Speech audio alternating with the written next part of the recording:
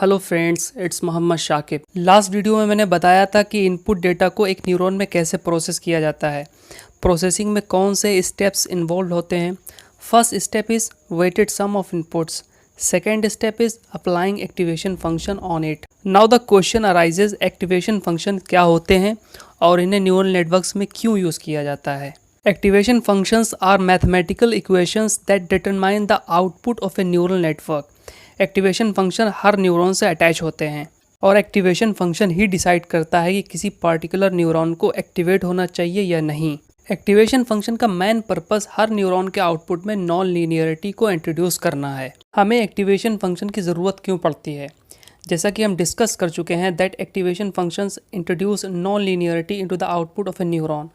अगर हम neural networks में एक्टिवेशन फंक्शन नहीं यूज़ करते हैं, in that case her neuron inputs पर सिर्फ लीनियर ट्रांसफॉर्मेशन ही परफॉर्म करेगा।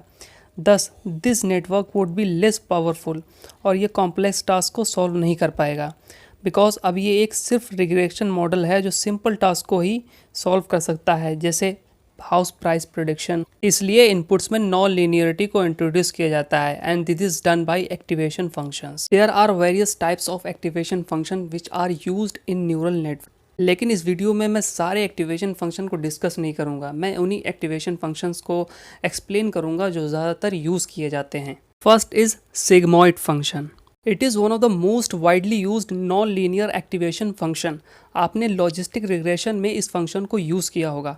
सिग्मॉइड फंक्शन वैल्यू को 0-1 की रेंज में ट्रांसफॉर्म करता है, जैसा कि आप ग्राफ में देख सकते हैं।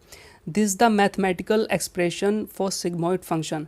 Hair z is your weighted sum plus bias and sigmoid function is used in output layer for binary classification. Second is tanh function, also known as hyperbolic tangent function.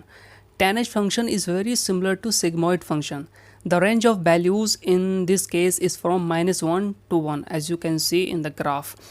Sigmoid function में range 0 to 1 थी. This is the only difference between sigmoid and tanh and this is the mathematical equation of tanh. Usually tanh is preferred over sigmoid function. Next is ReLU function. It has gained popularity in the deep learning domain. ReLU stands for rectified linear unit. This is the mathematical expression of ReLU function, which means अगर x positive है तो ये output x ही देगा और अगर x negative है then it will return 0। Output 0 होने पे न्यूरॉन डीएक्टिवेट हो जाएगा। ReLU is less computationally expensive and learns much faster than sigmoid and tanh function. क्योंकि एट ए टाइम कुछ ही न्यूरॉन्स एक्टिवेट होते हैं जो नेटवर्क को एफिशिएंट और फास्ट कर देते हैं। ReLU function is mostly used in hidden layers. Leaky ReLU function का इम्प्रूव्ड वर्जन है। जैसा हमने ReLU में देखा था कि अगर x की वैल्यू नेगेटिव है तो आउटपुट 0 हो जाएगा, but leaky ReLU allows small negative values when x is negative. Here is the expression for x less than 0 it would be 0.0 times x and x for x greater than 0 just like ReLU function. As you can see graph, negative value के लिए gradient flat नहीं है. This is the better alternative for ReLU functions. Next is softmax function.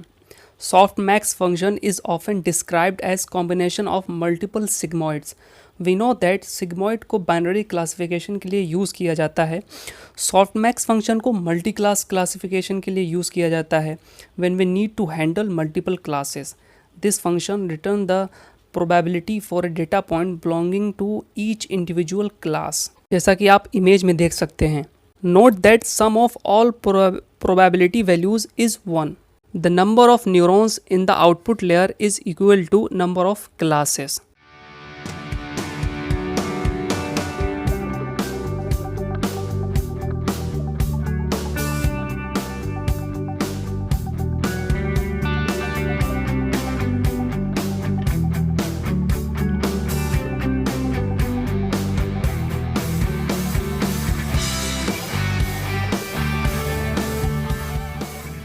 So these are the common activation functions which are used in neural network.